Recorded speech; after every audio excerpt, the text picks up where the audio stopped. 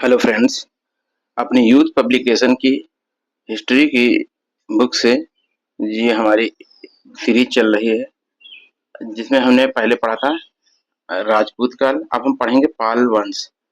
और अगर जो वीडियो ये आपकी विभिन्न परीक्षाओं की टीजीटी, पीजीटी और NTPC, UP triple SC, UPSC, UPPSC, जितने भी इतिहास से संबंधित प्रश्न आते हैं उनके लिए बहुत ही इम्पोर्टेंट है। तो चलिए शुरू करते हैं। अगर वीडियो आपको हेल्पफुल लगता है तो चैनल को सब्सक्राइब कर लें, ज़्यादा से ज़्यादा शेयर करें और वीडियो को लाइक कर दें। चलिए शुरू करते हैं। पाल वंश के शासक। पाल वंश का उत्कर्ष कहाँ पर हुआ था? तो कहाँ हुआ था? बंगाल में। बंगाल में पाल वंश का संस्थापक कौन था? तो गोपाल था। पाल वंश का संस्थापक गोपाल था। बंगाल में शंशाक की मृत्यु के पश्चात अराजकता तथा अव्यवस्था से त्रस्त जनता ने किसे अपना शासक बनाया था? तो गोपाल को बनाया था। पाल वंश का संस्थापक गोपाल किस धर्म का अनुयायी था? तो ये था बौद्ध धर्म का अनुयायी। तो गोपाल किस धर्म का अनुयायी था? तो ये बौद्ध धर्म का अनुयायी था। ये पाल वंश का संस्थापक था। आगे देखिए, पाल शासक गोपाल को किस ग्रंथ में दासकुल से संबंधित बताया गया है? तो ये बताया गया है, किससे बताया गया है संबंधित? आर्य मंजूश्री मूलकल्प में बताया गया है। पाल शासक गोपाल के पिता का क्या नाम था? बप्पियाट। पाल शासक गोपाल के पिता का नाम क्या था? बप्पियाट। पाल शासक गोपाल के पितामह का क्या नाम था? दयित विष्णु। पाल शासक गोपाल के पितामह का क्या नाम था? दयित विष्णु नाम था। किस पाल शासक ने नालंदा में एक महाविहार का निर्माण करवाया था? तो किसने करवाया था? गोपाल ने करवाया था। पाल शासक गोपाल की कामरूप विजय का उल्लेख किस अभिलेख में मिलता है? तो ये मिलता है अमागच्छी अभिलेख से। पाल शासक गोपाल की कामरूप विजय का उल्लेख किस अभिलेख में मिलता है? तो आमागच्छी अभिलेख।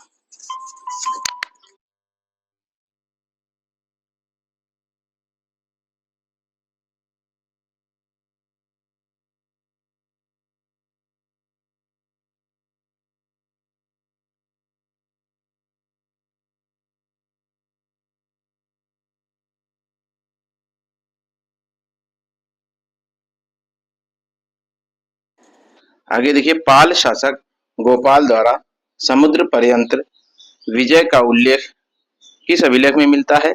तो ये देवपाल के मुंगेर लेख से। गोपाल के पश्चात पाल वंश का उत्तराधिकारी कौन बनता है? तो गोपाल का पुत्र धर्मपाल। पाल शासक धर्मपाल की शासन अवधि क्या थी? तो 770 से 810 ईस्वी। पाल शासक धर्मपाल की शासन अवधि ये थी 770 से 810 ईस्वी। पाल शासक धर्मपाल के समकालीन गुर्जर प्रतिहार शासक कौन था? तो ये वत्सराज था। पाल शासक धर्मपाल के समकालीन राष्ट्रकूट शासक कौन था? ध्रुव था। तो धर्मपाल के समकालीन गुर्जर प्रतिहार शासक वत्सराज और राष्ट्रकूट शासक कौन था? ध्रुव, जिसे धारावर्ष कहते हैं। पाल शासक धर्मपाल सर्वप्रथम किससे पराजित हुआ था? तो प्रतिहार शासक वत्सराज से। पाल शासक धर्मपाल किससे पराजित हुआ? तो प्रतिहार शासक वत्सराज से। सर्वप्रथम धर्मपाल ने कन्नौज पर आक्रमण कर वत्सराज द्वारा मनोनीत किस शासक को पराजित किया था? तो इंद्रायुध को पराजित किया था। सर्वप्रथम धर्मपाल ने कन्नौज पर आक्रमण कर वत्सराज द्वारा मनोनीत किस शासक को पराजित किया था? तो इंद्रायुध को पराजित किया था। धर्मपाल ने कन्नौज में किसे अपनी ओर से शासक नियुक्त किया था? चक्रायुध को। धर्मपाल ने चक्रायुध को जो है कन्नौज में शासक नियुक्त किया। और इसके पहले कौन था? तो इंद्रायुध था। आगे देखिए, कन्नौज के त्रिपक्षीय संघर्ष में कौन कौन राजवंश शामिल थे? तो पाल, प्रतिहार और राष्ट्रकूट। कन्नौज के त्रिपक्षीय संघर्ष में कौन कौन राजवंश शामिल थे? तो पाल, प्रतिहार और राष्ट्रकूट। कन्नौज में त्रिपक्षीय संघर्ष में किस पाल शासक ने भाग लिया था? धर्मपाल ने। कन्नौज के त्रिपक्षीय संघर्ष में किस पाल शासक ने भाग लिया था? धर्मपाल ने। पाल शासक धर्मपाल उत्तरापथ स्वामी की उपाधि किसने प्रदान की थी? तो गुजराती कवि सोड्ढल ने। पाल शासक धर्मपाल को उत्तरपथ स्वामी की उपाधि किसने दी थी? गुजराती कवि सोड्ढल ने। किस इतिहासकार के अनुसार धर्मपाल के साम्राज्य बंगाल की खाड़ी से लेकर दिल्ली तक तथा जालंधर से विंध्याचल पर्वत तक फैल गया था? तो तिब्बती इतिहासकार तारानाथ। किस पाल शासक के शासनकाल में उत्तर भारत सर्वाधिक महत्वपूर्ण राज्य बन गया था? तो धर्मपाल के शासनकाल में। किस पाल शासक के शासनकाल में उत्तर भारत सर्वाधिक महत्वपूर्ण राज्य बन गया था? धर्मपाल के शासनकाल में। पाल शासक धर्मपाल ने कौन सी उपाधियां धारण की थी? तो ये परमेश्वर, परम भट्टारक, महाराजा धीराज। पाल शासक धर्मपाल ने कौन कौन सी उपाधियां धारण की थी? परमेश्वर, परम भट्टारक, महाराजा धीराज। आगे देखते हैं। पाल शासक को कहा गया है, तो ये किसको कहा गया है? ये कहा गया है आपको धर्मपाल को। परम सौगत किसे कहा गया है? तो ये कहा गया है धर्मपाल को कहा गया है। प्रसिद्ध बौद्ध विद्वान हरिभद्र किसकी राजसभा में निवास करता था? तो ये धर्मपाल की सभा में। हरिभद्र जैन जो बौद्ध विद्वान हरिभद्र था, ये धर्मपाल की सभा में निवास करता था। किस पाल शासक ने भगवान मन्नारायण के मंदिर में निर्वाह के लिए 4 ग्राम दान दिए थे? तो ये किसने दिए थे? ये धर्मपाल ने दिए थे। आगे देखते हैं। 11वीं सदी के गुजराती कवि सोलहर ने किस ग्रंथ में धर्मपाल के उत्तरपद स्वामी से संबोधित किया है? तो उदय सुंदरी कथा में। किसमें कहा है उत्तरपद स्वामी? गुजराती कवि सोलहर ने धर्मपाल को, तो उदय सुंदरी कथा में कहा है। किस प्रतिहार शासक ने कन्नौज के चक्रायुद्ध को अपदस्थ कर मुंगेर या मुदगिरी के युद्ध में धर्मपाल को परास्त किया था? तो नागभट्ट द्वितीय था, और ये प्रतिहार शासक था। इसने किसे पराजित किया था? तो ये धर्मपाल को पराजित किया था। पाल शासक धर्मपाल ने किसके साथ विवाह किया था? तो राष्ट्रकूट राजकुमारी रन्ना देवी के साथ। पाल शासक धर्मपाल ने किसके साथ में विवाह किया था? तो राष्ट्रकूट राजकुमारी रन्ना देवी। धर्मपाल के छोटे भाई ने उसकी विजयों में सहायता की थी? वाकपाल। धर्मपाल के किस छोटे भाई ने उसकी विजयों में सहायता करी थी? तो वाकपाल ने करी थी। आगे देखते हैं। किस ब्राह्मण मंत्री ने पाल साम्राज्य के विस्तार में महत्वपूर्ण योगदान दिया था? तो गर्ग ने दिया था। किस ब्राह्मण मंत्री ने पाल साम्राज्य के विस्तार में महत्वपूर्ण योगदान दिया था? तो गर्ग ने दिया था। किस पाल शासक ने विक्रमशिला विश्वविद्यालय तथा सोमपुर महाविहार की स्थापना करवाई थी? तो धर्मपाल ने। विक्रमशिला विश्वविद्यालय और सोमपुर महाविहार की स्थापना धर्मपाल ने करवाई थी। उत्साही बौद्ध की संज्ञा से किस पाल शासक को जाना जाता है? तो धर्मपाल को। उत्साही बौद्ध की संज्ञा धर्मपाल। पाल शासक धर्मपाल ने कौन कौन सी उपाधियां धारण करी थी? तो विक्रमशील, निर्वाण नारायण, राजत्रयाधिपति। ये कौन थी? ये इसकी उपाधियां थी धर्मपाल की। ये विक्रमशील, निर्वाण नारायण, राजत्रयाधिपति। धर्मपाल के पश्चात पाल वंश की गद्दी पर कौन बैठा था? तो धर्मपाल का पुत्र देवपाल। आगे देखिए। पाल शासक देवपाल की शासन अवधि क्या थी? तो 810 से 850। पाल शासक देवपाल की ये क्या थी शासन अवधि? ये थी 810 से 850, और ये धर्मपाल का पुत्र था। इस अभिलेख से पता चलता है कि देवपाल का बड़ा भाई त्रिलोचन पाल था। तो ये त्रिलोचन पाल, ये खालिमपुर लेख से पता चलता है कि देवपाल का बड़ा भाई कौन था? त्रिलोचन पाल था। पाल शासक देवपाल ने अपने पिता के समान कौन सी सम्मान परक उपाधियां धारण करी थी? तो ये परमेश्वर, परम भट्टारक और महाराजा धीराज। कौन कौन सी है? परमेश्वर, परम भट्टारक, महाराजा धीराज। आगे देखिए। पाल शासक देवपाल का प्रमुख अमात्य कौन था? तो ये दर्भपाणि था। पाल शासक देवपाल का प्रमुख अमात्य दर्भपाणि। पाल शासक देवपाल के चचेरे भाई का क्या नाम था? जयपाल नाम था। पाल शासक देवपाल के चचेरे भाई का नाम जयपाल था। पाल शासक देवपाल के सैनिक विजयों का प्रमुख सहायक कौन था?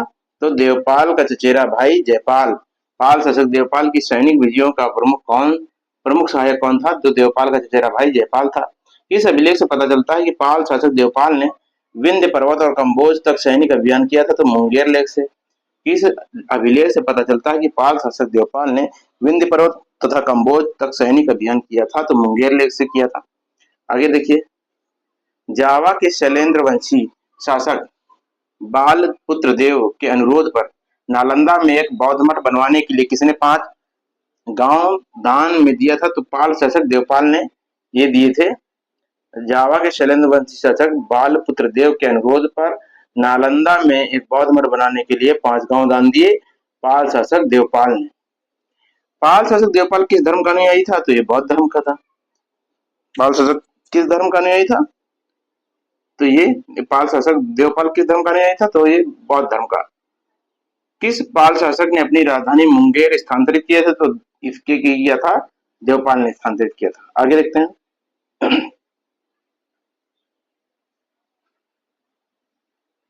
पाल वंश का चरमोत्कर्ष काल किसके शासनकाल को माना जाता है? तो ये माना जाता है देवपाल के शासनकाल को पाल वंश का चरमोत्कर्ष। तो पाल वंश का चरमोत्कर्ष किसके काल को माना जाता है? देवपाल के। ताम्रपत्र लेख दर्शाते हैं कि प्राचीन काल में बिहार के राजाओं के संपर्क किस पड़ोसी देश से था? तो ये जावा सुमात्रा से। देवपाल का उत्तराधिकारी था पाल साम्राज्य का पतन। ये देखते हैं देवपाल के पश्चात पाल वंश की गद्दी पर कौन आसीन होता है? विग्रहपाल।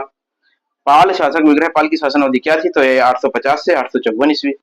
किस पालवंशी शासक ने अल्पकालीन शासन के बाद अपने पुत्र नारायण पाल के पक्ष में सिंहासन त्याग कर संन्यास ग्रहण कर लिया था? तो विग्रहपाल ने।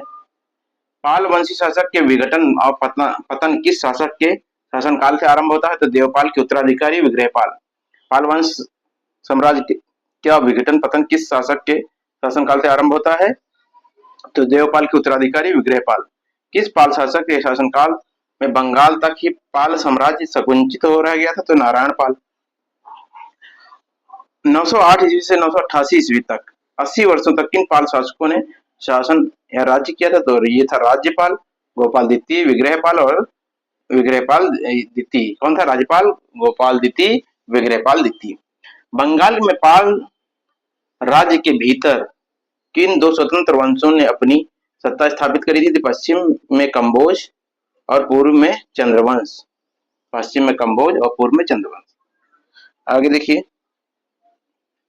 किस पाल शासक ने पुनः पाल वंश की प्रतिष्ठा को स्थापित किया था? तो पाल शासक महिपाल प्रथम। पाल शासक महिपाल प्रथम ने पाल वंश की प्रतिष्ठा को पुनः स्थापित किया था। किस पाल शासक ने बंगाल के विद्रोहियों के दमन कर संपूर्ण उत्तरी और पूर्वी बंगाल को जीत लिया था? तो महिपाल प्रथम ने। किस पाल शासक ने बंगाल के विद्रोहियों का दमन कर संपूर्ण उत्तर और पूर्वी बंगाल को जीत लिया था? तो महिपाल ने। किस पाल शासक ने राजेंद्र चोल प्रथम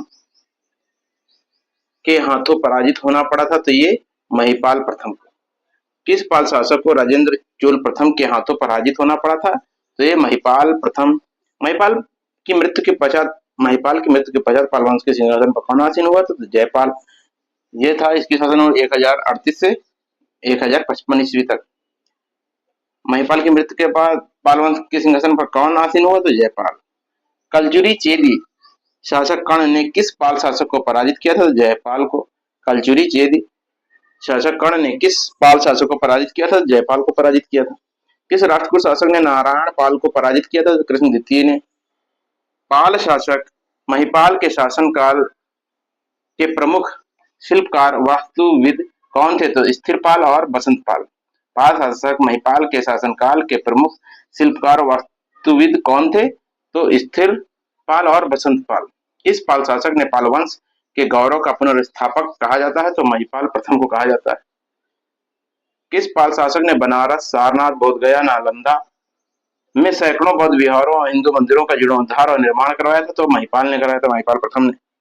पाल शासक महिपाल ने किसके नेतृत्व में एक बौद्ध प्रचार मंडल तिब्बत भेजा था? तो ये भेजा था बौद्ध भिक्षु दीपंकर श्रीज्ञान अतीशा के नेतृत्व में। तो पाल शासक महिपाल ने किसके नेतृत्व में एक बौद्ध प्रचारक मंडल तिब्बत भेजा था? तो बौद्ध भिक्षु दीपंकर श्रीज्ञान के नेतृत्व में। आगे देखते हैं। वीडियो आपको हेल्पफुल लगे तो चैनल को सब्सक्राइब जरूर कर लें, वीडियो को लाइक करें, शेयर करें। चलिए आगे देखते हैं। पाल ने किस नगर की स्थापना करवाई थी? तो महिपुर बोगड़ा। पाल शासक महिपाल ने किस नगर की स्थापना करवाई थी? तो महिपुर, इसे बोगड़ा कहते हैं। पाल शासक महिपाल ने दीनाजपुर में किस प्रसिद्ध तालाब का निर्माण करवाया था? तो महिपाल दीघी तालाब। पाल शासक महिपाल ने दीनाजपुर में किस प्रसिद्ध तालाब का निर्माण करवाया था? तो महिपाल दीघी तालाब। पाल शासक जयपाल और कलचुरी शासक कर्ण के मध्य कपाल संधि किसने करवाई थी? तो विक्रमशिला विश्वविद्यालय के आचार्य दीपंकर, श्रीज्ञान, अतिशा। पाल शासक जयपाल और कलचुरी शासक कर्ण के मध्य का पाल संधि किसने करवाई थी? तो विक्रमशिला विश्वविद्यालय के आचार्य दीपंकर, श्रीज्ञान और जिन्हें अतिशा कहते हैं। पाल शासक जयपाल के पश्चात पाल वंश के सिंहासन पर कौन आसीन हुआ था? तो ये विग्रह पाल तृतीय। किस पाल शासक का विवाह कलचुरी शासक कर्ण की कन्या यवनश्री से हुआ था? तो विग्रह पाल तृतीय का। किस पाल वंश के प्रशंसात्मक प्रशस्ति संध्याकर नंदी द्वारा विरचित रामचरित नामक ग्रंथ में मिलता है? तो पाल शासक रामपाल।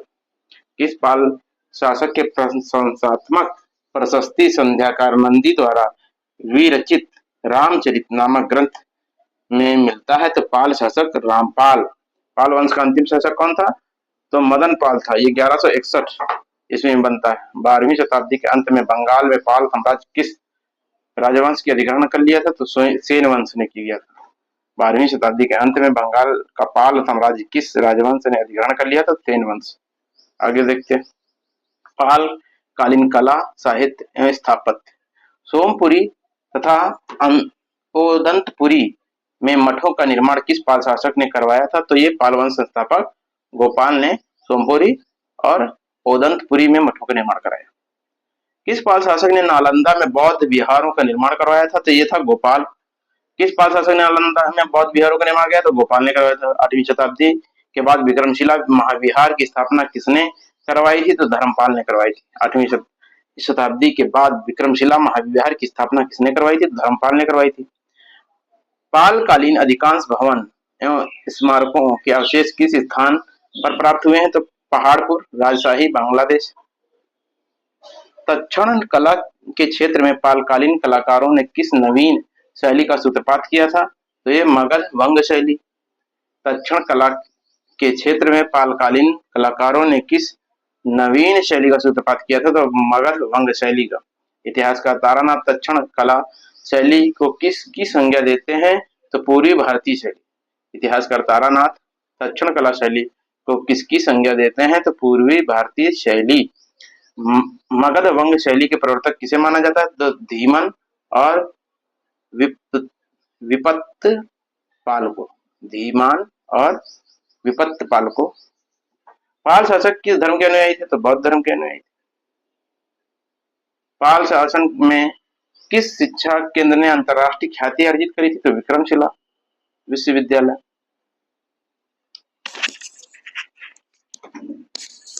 आगे देखिए। महायान बौद्ध शाखा का प्रसिद्ध शिक्षा केंद्र नालंदा विश्वविद्यालय को किस मुस्लिम आक्रांता ने ध्वस्त कर दिया था? तो बख्तियार खिलजी ने नालंदा को ध्वस्त कर दिया था। ये आपको पता ही है। पालकालीन प्रमुख विद्वान कौन कौन थे? तो ये संध्याकर नंदी, हरिभद्र, चक्रपाणि दत्त और वज्र दत्त। किस पाल शासक ने सारनाथ, नालंदा और बोधगया में अनेक बौद्ध मंदिरों का निर्माण कराया था? तो महिपाल प्रथम ने करवाया था। आगे देखिए। पाल शासन काल में बौद्ध धर्म किस नए संप्रदाय शाखा का उदय होता है? तो तंत्रयान। पाल शासन काल में बौद्ध धर्म के किस नए संप्रदाय शाखा का उदय होता है? तो ये तंत्रयान का उदय होता है। संप्रदाय में मंत्र पाठ के विरोध में किस पृथक तांत्रिक संप्रदाय का प्रादुर्भाव हुआ था? तो सहजयान। बौद्ध धर्म के वर्जयान संप्रदाय में मंत्र पाठ के विरोध में किस पृथक तांत्रिक संप्रदाय का प्रादुर्भाव हुआ? तो सहजयान। पालकालीन विद्वान एवं प्रसिद्ध ग्रंथ कौन कौन से हैं? संध्याकर नंदी ने क्या लिखा? रामचरित। पाल शासक रामपाल का जीवन चरित्र है ये। चक्रपाणि दत्त ये है चिकित्सा सार संग्रह, जिसमें विभिन्न रोगों के लक्षण एवं भस्म औषधि तैयार करने की विविध विधियां। चरक संहिता पर आयुर्वेद दीपिका और सुश्रुत संहिता पर भानुमति नामक टीका लिखी चक्रपाणि दत्त ने। जीमूत वाहन ने दया भाग लिखा। अब आते हैं सेन वंश, जो कि बनता है पाल वंश के बाद। तो सेन वंश वीडियो ज्यादा से ज्यादा सब्सक्राइब करें और शेयर करें। चलिए शुरू करते हैं। सेन वंश, सेन राजवंश। पाल राजवंश के पतनोपरांत बंगाल का शासन सूत्र किस राजवंश ने अधिग्रहण कर लिया था? तो ये सेन राजवंश ने। बंगाल में सेन वंश का संस्थापक किसे माना जाता है? तो सामंत सेन को। रामगढ़ नामक स्थान पर। बंगाल में सेन राजवंश किस जाति से संबंधित है? तो चंद्रवंशी क्षत्रिय थे। बंगाल के सेन राजवंश किस जाति से संबंधित है? चंद्रवंशी क्षत्रिय। सेन वंश के लोग मूलतः कहाँ निवासी थे? ये कर्नाटक के निवासी थे। पश्चिमी आंध्र तथा कर्नाटक का उत्तरी भाग। कर्नाटक। विजय सेन। अब देखते हैं सेन वंश से संबंधित प्रथम आदि पुरुष किसे माना जाता था? वीर सेन को माना जाता है। सेन वंश से संबंधित प्रथम आदि पुरुष किसे माना जाता है? तो वीर सेन को। सेन वंश का प्रथम महत्वपूर्ण शासक किसे माना जाता है? ये है आपका कौन? ये है आपका विजय सेन। आगे देखिए सेन वंश का प्रथम शासक विजय सेन की शासन अवधि क्या थी? तो विजय सेन की शासन अवधि होती है 1095 से 1158। सेन वंश से संबंधित प्रमुख अभिलेख किस स्थान पर प्राप्त हुए हैं? देवपाड़ा, बैरकपुर और पैकोर से। सेन वंशी शासक विजय सेन ने अपनी उपलब्धियों के अनुरूप कौन सी उच्च सम्मानपरक उपाधियां धारण की थी? तो ये परम भट्टारक, महाराजा धीराज, परमेश्वर, आर्य राज वृषभ शंकर। कौन कौन सी उपाधियां थी इसकी? विजय सेन की। परम भट्टारक, महाराजा धीराज, परमेश्वर, आर्य राज वृषभ शंकर। आगे देखते हैं किस सेन वंशी शासक ने गौड़, कामरूप, कलिंग के शासकों को युद्ध में पराजित किया था? तो सेन वंशी विजय सेन ने। इसने किसे किसे? गौड़, कामरूप, कलिंग के शासकों को युद्ध में पराजित किया था। किस पाल शासक की मृत्यु के पश्चात साम्राज्य में फैली अव्यवस्था का लाभ उठाते हुए उत्तरी और पूर्वी बंगाल के विस्तृत क्षेत्र पर विजय सेन ने अधिकार कर लिया था? पाल वंशी शासक रामपाल। किस पाल शासक की मृत्यु के पश्चात साम्राज्य में फैली अव्यवस्था का लाभ उठाते हुए उत्तरी और पूर्वी बंगाल के विस्तृत क्षेत्र पर विजय सेन ने अधिकार कर लिया था? तो ये था पाल वंशी शासक रामपाल। सेन वंशी शासक विजय सेन किस धर्म का मतानुयायी था? तो शैव धर्म का मतानुयायी था विजय सेन। शासक ने देवपाड़ा में शिव मंदिर का निर्माण करवाया था? तो विजय सेन ने करवाया था। सेन वंश से संबंधित देवपाड़ा अभिलेख प्रस्तर प्रशस्ति की रचना किसने करी थी? तो विजय सेन का दरबारी कवि उमापतिधर ने। उमापतिधर द्वारा रचित देवपाड़ा अभिलेख प्रस्तर प्रशस्ति में किस शासक की विजयों का वर्णन मिलता है? तो विजय सेन की। उमापतिधर द्वारा रचित देवपाड़ा अभिलेख प्रस्तर प्रशस्ति में किस शासक की विजयों का वर्णन मिलता है? तो विजय सेन की। चोड़गंग सखा किस सेन शासक को कहा गया है? तो सेन शासक विजय सेन को। चोड़गंग सखा किस सेन शासक को कहा गया है? तो सेन शासक विजय सेन को कहा गया। सेन शासक विजय सेन की शक्ति का आरंभिक केंद्र तथा राजधानी कहाँ थी? तो विक्रमपुर थी। सेन शासक विजय सेन की आरंभिक केंद्र तथा राजधानी कहाँ थी? ये विक्रमपुर थी। विजय प्रशस्ति गौड़ीर विश्व प्रशस्ति नामक काव्य की रचना किसने करी थी? श्रीहर्ष ने। विजय प्रशस्ति तथा गौड़ीर विश्व प्रशस्ति नामक काव्य की रचना किसने करी थी? तो श्रीहर्ष ने करी थी। बल्लाल सेन। सेन शासक विजय सेन के पश्चात सेन वंश की गद्दी पर कौन बैठता है? तो बल्लाल सेन बैठता है। सेन शासक बल्लाल सेन की माता और पिता का क्या नाम था? माता का नाम विलावती और पिता थे विजय सेन। आगे देखिए पाल वंश के सत्ता का अंतिम रूप से समापन किस सेन शासक द्वारा किया गया था? तो बल्लाल सेन द्वारा किया गया था। सेन शासक बल्लाल सेन की शासन अवधि क्या थी? तो ये 1159 से 1169 तक थी। बल्लाल सेन ने 1162 में किस शासक को पराजित कर बिहार पर अधिकार कर लिया था? तो गोविंद पाल को पराजित कर बिहार पर अधिकार कर लिया बल्लाल सेन ने 1162 में। बल्लाल सेन ने किस स्थान पर अपनी राजधानी को बनाया था? नवदीप को। बल्लाल सेन ने किस स्थान को अपनी राजधानी बनाया था? तो नवदीप को बनाया था। सेन शासक बल्लाल सेन ने कौन कौन सी सम्मानपरक उपाधियां धारण करी थी? तो परम भट्टारक, महाराजा धीराज, परम महेश्वर, परमेश्वर, निशंक शंकर, गौड़ेश्वर आदि। कौन कौन सी उपाधियां थी बल्लाल सेन की? परम भट्टारक, महाराजा धीराज, परम महेश्वर, परमेश्वर, निशंक शंकर, गौड़ेश्वर आदि।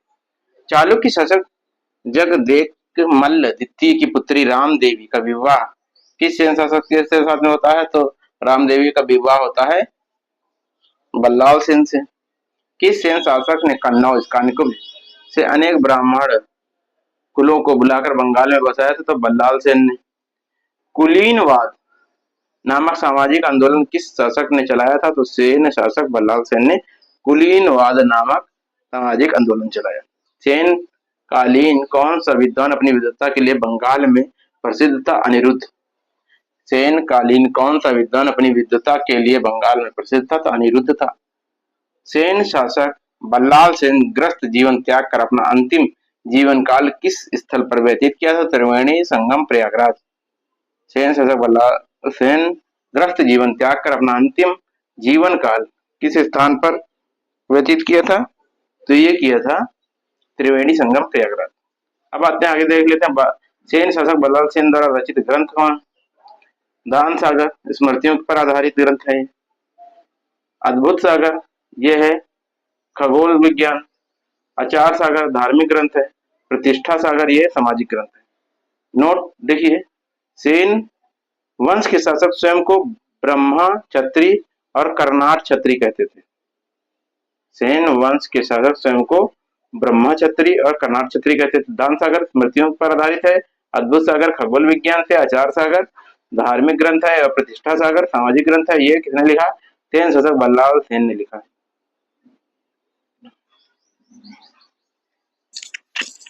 शासक लक्ष्मण सेन। बल्लाल सेन के पश्चात सेन वंश की गद्दी पर कौन आसीन होता है? तो लक्ष्मण सेन आसीन होता है बल्लाल सेन के बाद।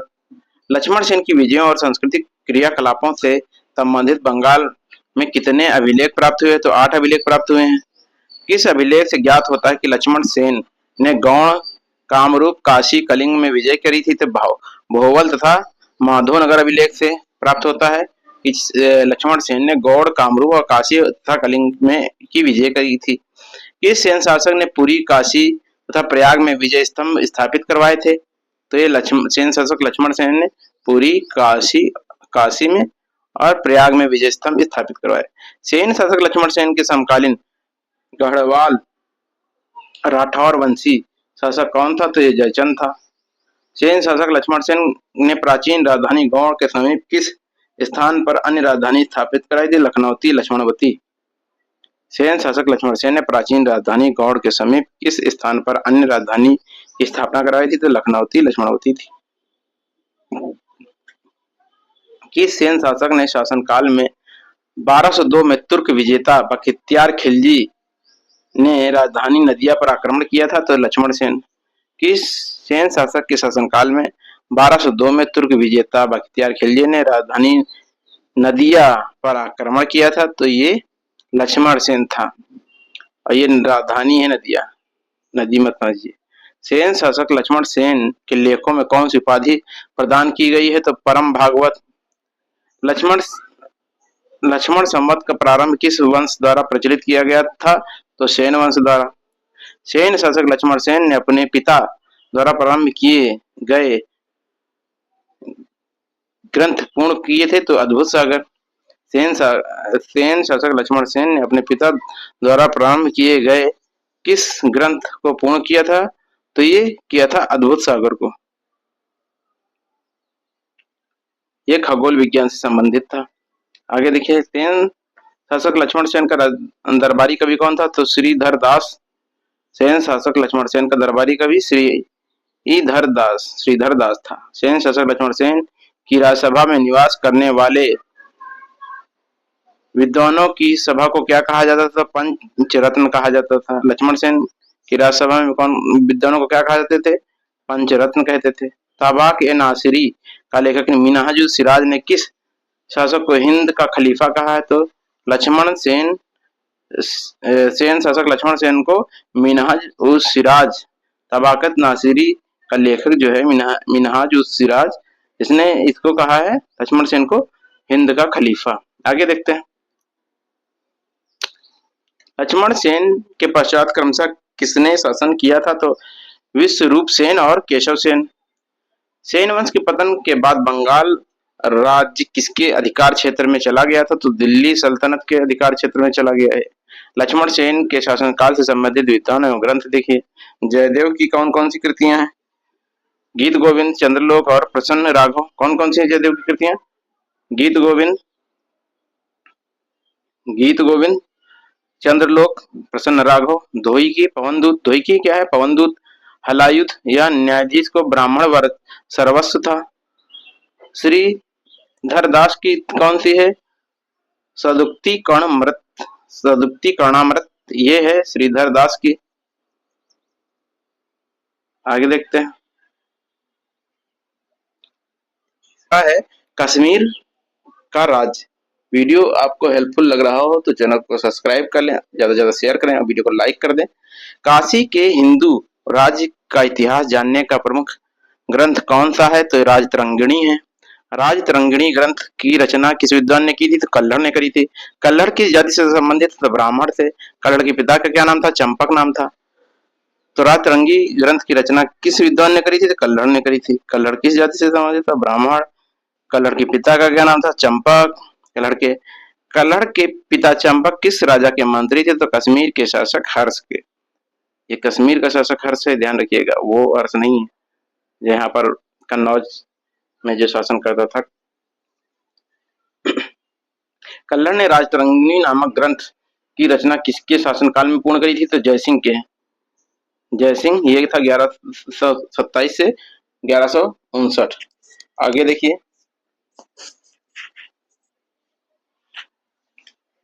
राजतरंगी में कितने तरंग और श्लोक संग्रहित हैं? इंपॉर्टेंट है, ये पूछ सकता है। 8 तरंग हैं और 8000 श्लोक हैं लगभग। राजतरंगी की रचना किस भाषा में की गई है? तो संस्कृत भाषा में करी गई। राजतरंगिणी ग्रंथ का विवरण देख लीजिए। प्रथम 3 तरंग अध्याय में कश्मीर के प्राचीन इतिहास है। चौथे पांचवें छठे तरंग में कारकोट तथा उत्पल वंश का इतिहास है। बाद के 7वें और 8वें तरंगों अध्यायों में लोहार वंश का इतिहास का वर्णित है। राजतरंगी ग्रंथ के ऐतिहासिक घटनाओं को क्रमबद्ध लेखन को सफल प्रयास माना जाता है। आगे देखिए। सम्राट अशोक के पुत्र किस पुत्र को कश्मीर में हिंदू सभ्यता के प्रचार का श्रेय दिया जाता है? तो जालौक को। ये अशोक का पुत्र था जालौक। मौर्य शासक सम्राट अशोक ने कश्मीर राज्य में किस नगर की स्थापना करी थी? तो ये श्रीनगर की स्थापना करी थी। कुषाण वंशी शासक कनिष्क के समय किस बौद्ध संगीति का आयोजन कुंडलवन नामक स्थान पर हुआ था? तो चतुर संगीति का। आगे देखिए। पूर्व मध्यकालीन भारतीय इतिहास में कितने प्रमुख राजवंशों ने कश्मीर में शासन किया था? तो प्रमुख कौन कौन से थे? ये कारकोट, उत्पल, लोहार वंश। किस हूण शासक ने कश्मीर में 1 वर्ष तक शासन किया था? तो महिरकुल ने। शासक महिरकुल ने 1 वर्ष तक शासन किया कश्मीर में। अब आते हैं कारकोट वंश। कश्मीर में कारकोट वंश की स्थापना किसने की थी? दुर्लभ वर्धन ने करी थी। किसने करी थी कारकोट वंश की स्थापना? दुर्लभ वर्धन। कश्मीर में दुर्लभ वर्धन की शासन अवधि 596 से 632। कश्मीर के शासक दुर्लभ वर्धन किस शासक के अधीनस्थ पदाधिकारी था? तो ये गोनंद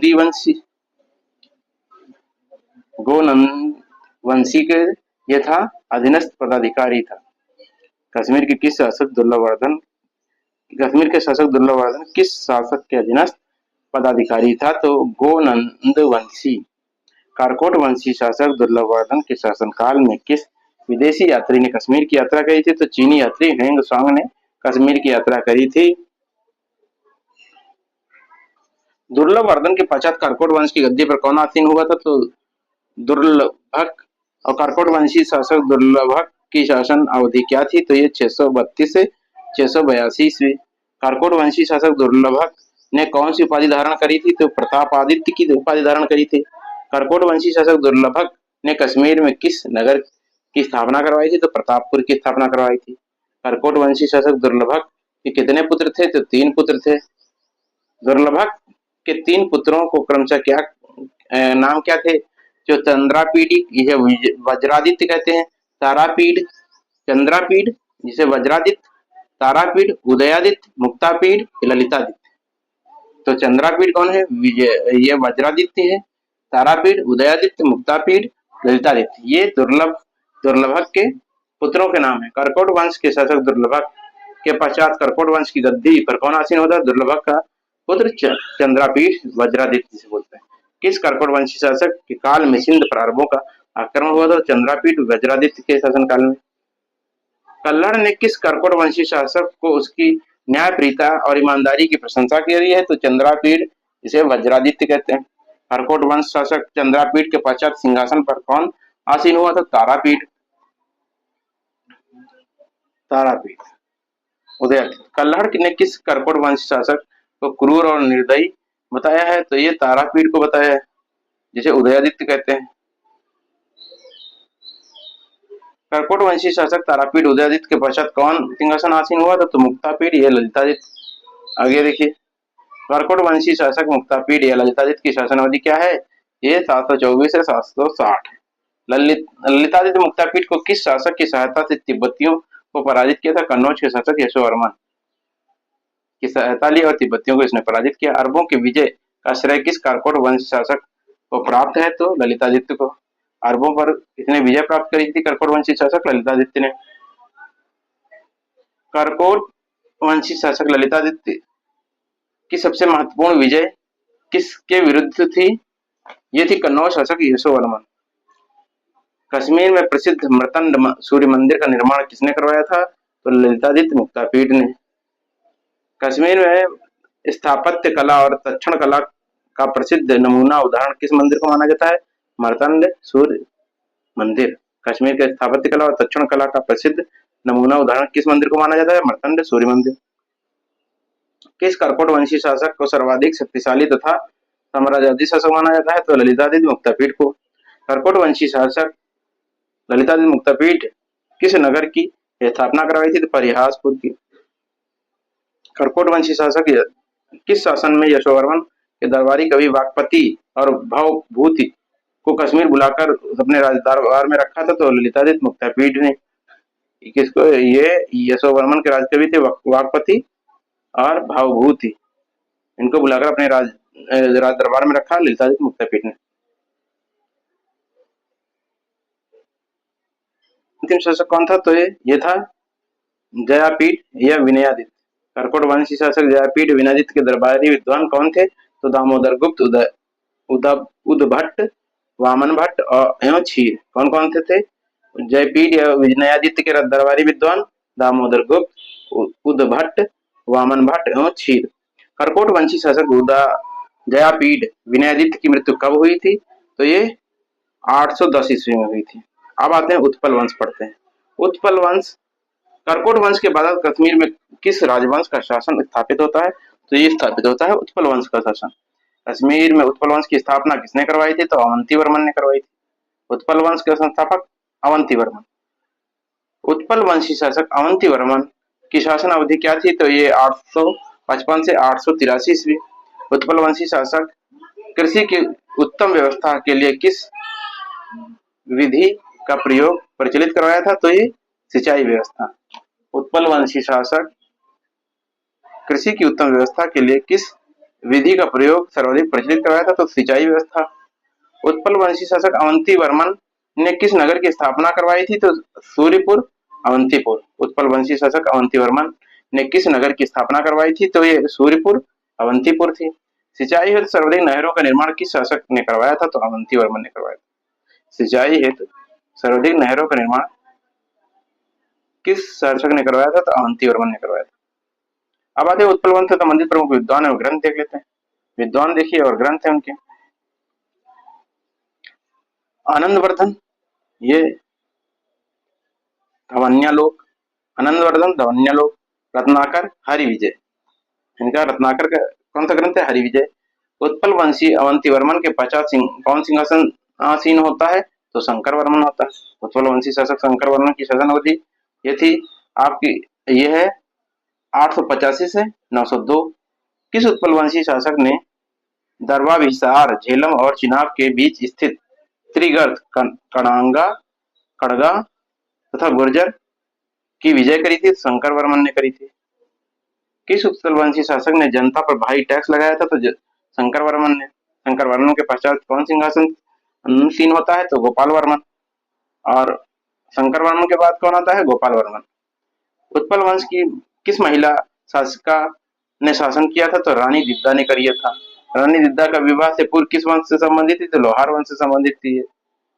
रानी दिद्दा का विवाह किसके साथ हुआ? तो वंशी शासक क्षेमगुप्त के साथ में होता है।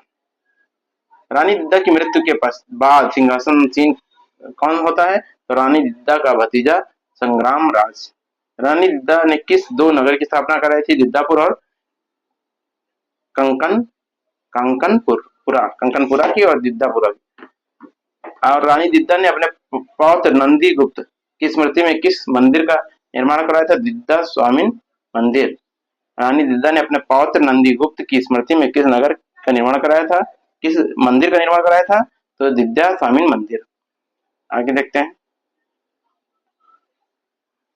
हरवंश।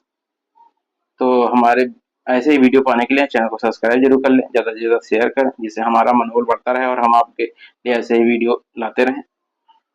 वीडियो देखने के लिए धन्यवाद।